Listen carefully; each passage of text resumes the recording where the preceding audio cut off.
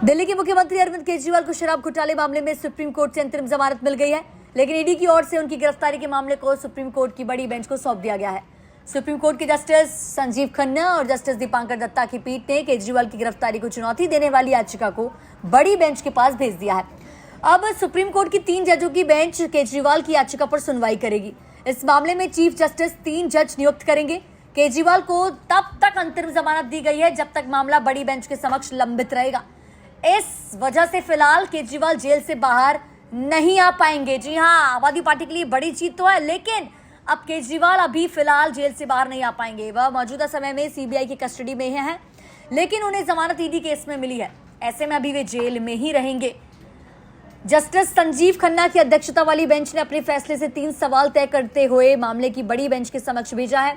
केजरीवाल ने दिल्ली हाईकोर्ट के उस आदेश को चुनौती दी है जिसमें निचली अदालत के द्वारा घोटाले मामले में केजरीवाल को दिए गए समन को सही माना था। कोर्ट ने कहा कि केजरीवाल को उनकी गिरफ्तारी के कारण पद छोड़ने का निर्देश नहीं दे सकती है, ये उनका खुद का फैसला होगा। साथ ही अदालत ने यह भी कहा कि सिर्फ पूछताछ के आधार पर गिरफ्तारी की अनुमति नहीं दी जा सकती। चलिए आपको बताते हैं कि कोर्ट ने क्या क्या कहा। केजरीवाल को अंतरिम जमानत देते हुए कोर्ट ने कहा कि दिल्ली के मुख्यमंत्री 90 दिनों से अधिक समय तक जेल में रहे हैं। वह चुने हुए नेता हैं और वह इस पद पर बने रहेंगे या नहीं, इसका फैसला वही करेंगे। सुप्रीम कोर्ट ने कहा कि हमने फैसले में चुनावी फंडिंग को लेकर भी सवाल खड़े किए हैं। कोर्ट ने पीएमएलए की धारा 19 और 45 के तहत ईडी के अधिकारों को हवाला दिया है। अदालत ने पीएमएलए की धारा 19 के प्रावधानों के पालन को लेकर बड़े सवाल किए हैं। कोर्ट ने कहा कि हमने जमानत के सवाल को एग्जामिन नहीं किया है, बल्कि पीएमएलए की धारा 19 के मापदंडों को परखा है।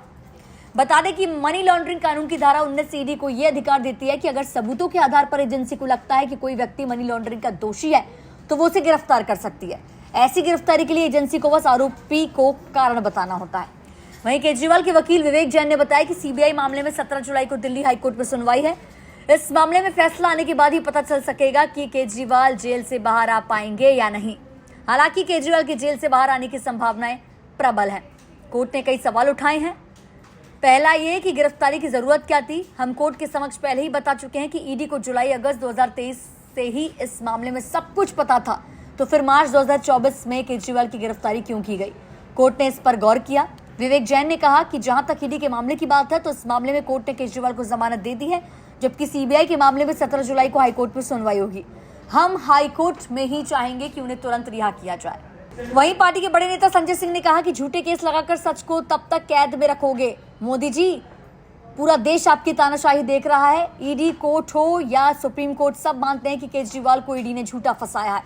सुप्रीम कोर्ट का फैसला सत्य की जीत है, तानाशाही मुर्दाबाद। आम आदमी पार्टी के एक और बड़े नेता सौरभ भारद्वाज ने कहा कि पहले जज न्याय बिंदु ने ईडी के मामले में बेल दी, अब देश की सबसे बड़ी अदालत ने केजरीवाल को अंतरिम जमानत दी। बीजेपी की केंद्र सरकार को बड़ी सीख दी है न्यायालय ने। केंद्र अब भी मनमानी करेगा तो घमंड और टूटेगा। चलिए नीचे कमेंट सेक्शन में बताएं कि आपको क्या लगता है, केजरीवाल को अंतरिम जमानत जो दी गई है इस पर आपकी क्या प्रतिक्रिया है। साथ ही साथ हमारे दिल्ली 24 को सब्सक्राइब करना बिल्कुल ना भूलें।